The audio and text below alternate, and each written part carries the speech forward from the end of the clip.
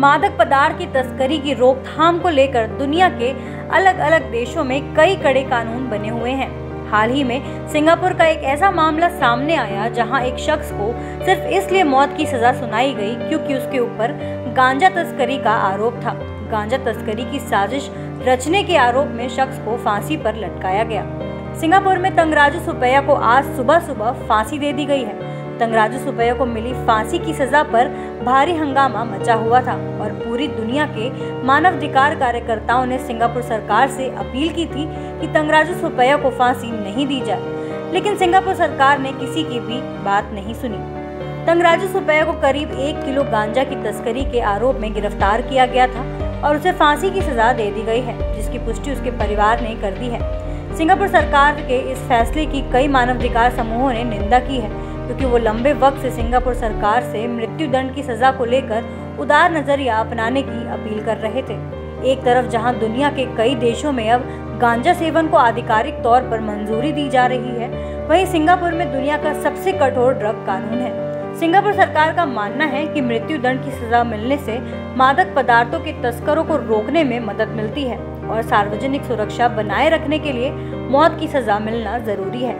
Singapore में पिछले साल 22 अप्रैल को भी एक और ड्रग तस्कर नागेंद्र धर्मलिंगन को फांसी दे दी गई थी और वो भी भारत का रहने वाला था।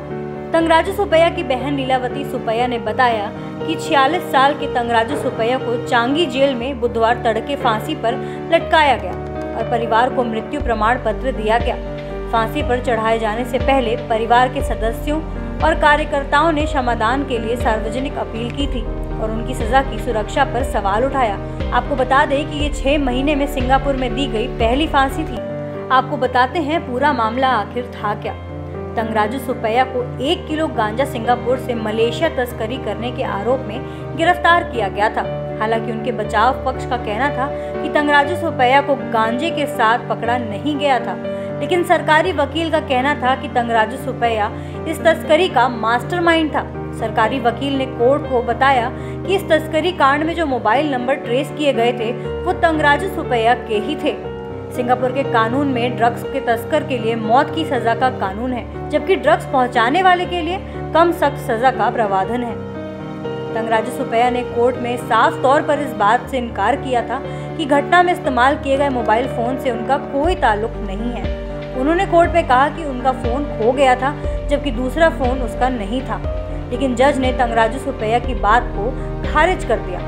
आपको बता दें कि ब्रिटेन के अरबपति कारोबारी सर रिचर्ड ब्रेंसमैन ने सिंगापुर में मौत की सजा पर गंभीर सवाल उठाए थे। पिछले साल जब नागेंद्र धर्मलिंगन को फांसी दी गई थी तो उन्होंने इसे हैरान करने वाला बताया था। वहीं तंगराजू सुपैया की मौत को लेकर उन्होंने लिखा कि सिंगापुर संदिग्ध सबूतों के आधार पर एक निर्दोष शख्स की हत्या करने जा रहा है। हालांकि सिंगापुर के गृह मंत्री ने रिचर्ड ब्रेंसमैन के आरोपों को खारिज कर दिया।